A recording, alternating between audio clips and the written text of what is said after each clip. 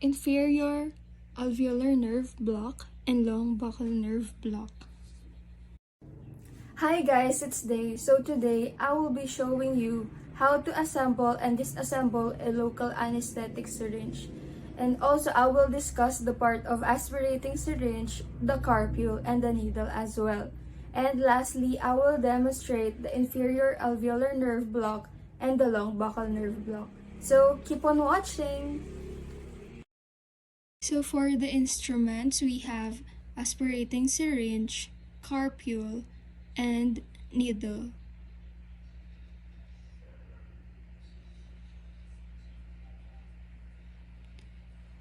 So the first one is the aspirating syringe. Take a look at the anesthetic syringe. The anesthetic syringe is sterilized between patients. Your anatomy is tampering. Make sure it is tight. You have a piston with harpoon. You have a finger grip. You have your barrel where the carpule goes, and make sure your barrel is tight. You have the threaded hub. This is where the needle is attached.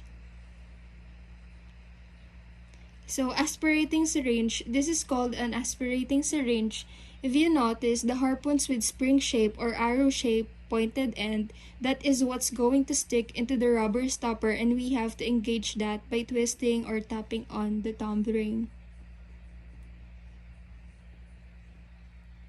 So the second one is the carpule. So the carpule has your anesthetic. The anesthetic is what is used to numb the patient when having dental surgeries or procedures. This is the aluminum cap with the diaphragm in the middle. In the diaphragm is where the stylus of the needle goes. And the rubber stopper is on the opposite end, and this is where the harpoon of the syringe goes.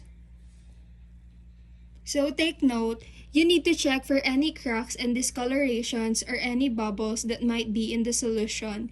If cracks, discoloration, or bubbles, or the stopper is pushed out, you do not want to use that carpule.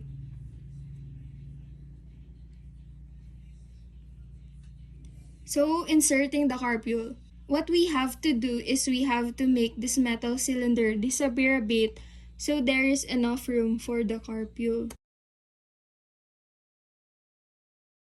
To do that, you have to grasp the piston in your fist and then push up with your thumb and index finger.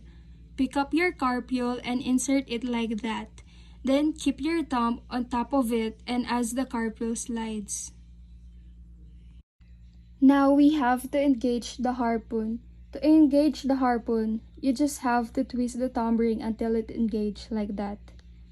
Third instrument is the needle. They come in different lengths and different gauges. Gauges refer to the thickness or the diameter of the lumen. The lumen is the hollow part of the needle that allows liquids to go from the carpule and be injected into the patient. This is a 27 gauge long needle. Take note, your needles are labeled and you have to make sure that it is sealed and never been used. So inserting the needle. Open the needle by rotating its cover and insert the needle hub through the hole or threaded hub of the syringe and twist the needle until it is securely in place. So here is your fully assembled aspirating syringe and it is now ready to use. Inferior alveolar nerve block. So instruct the patient to open the mouth comfortably wide. Place the tip of your thumb into the coronoid notch to help visualize the vertical height at which the needle will enter, and retract the cheek to expose the pterygomandibular triangle.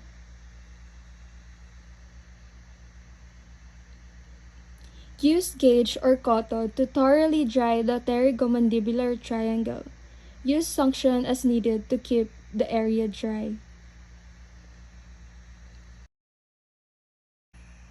Apply a small amount of topical anesthetic or lidocaine with cotton or cotton tip applicators and wait 2 to 3 minutes for the anesthesia to occur. Place and maintain the syringe on the opposite side of the mouth and over the contralateral lower first and second premolars. To establish the correct angle of approach and entry point, rest the side of the needle tip against the lateral edge of the pterygomandibular raphe, such that the tip now aims into the pterygomandibular triangle with the bevel facing the ramus. Maintain this angle of insertion as you advance the needle. Advance the needle slightly into the mucosa. Aspirate to rule out intravascular placement and inject a few drops of anesthetic to relieve the pain of the needle insertion itself. If the patient experiences a sudden, sharp paresthesia, reassure the patient that means the needle is in the right spot. Slightly withdrawing and then redirecting the needle may relieve the sensation, but maintain direction toward the medial rambus and mandibular foramen. Advance the needle until it is stopped by the ramus, typically after about 2 to 2.5 cm of insertion, and withdraw needle 1 mm away from the bone. Aspirate to rule out intravascular placement. If aspiration reveals intravascular placement, withdraw the needle 2 to 3 mm, then re-aspirate prior to injection. Slowly inject about 2 to 4 ml anesthetic, but leave about 0.5 ml in the syringe to block the buccal nerve. Long buccal nerve block. Prepare the tissue of the site of injection by drying it with a gauze or cotton. Apply a small amount of topical anesthetic or lidocaine with cotton or cotton tip applicators and wait 2 to 3 minutes for the anesthesia to occur.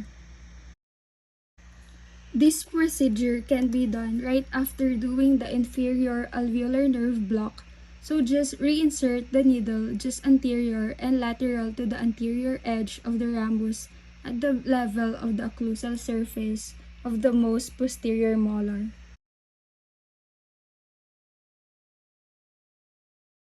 Advance the needle posteriorly about 3 to 5 mm, aspirate to roll out intravascular placement, and inject about 0.25 ml of anesthetic.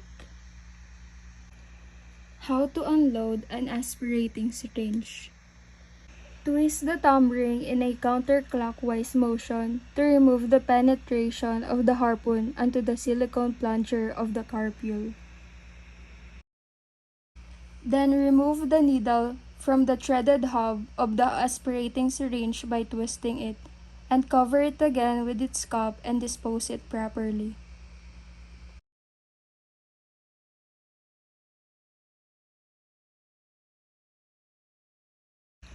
To remove the carpule, you have to grasp the piston in your fist and then push up with your index finger.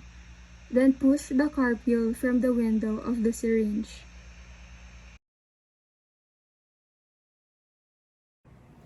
And we're done. So see you on my next one. Bye!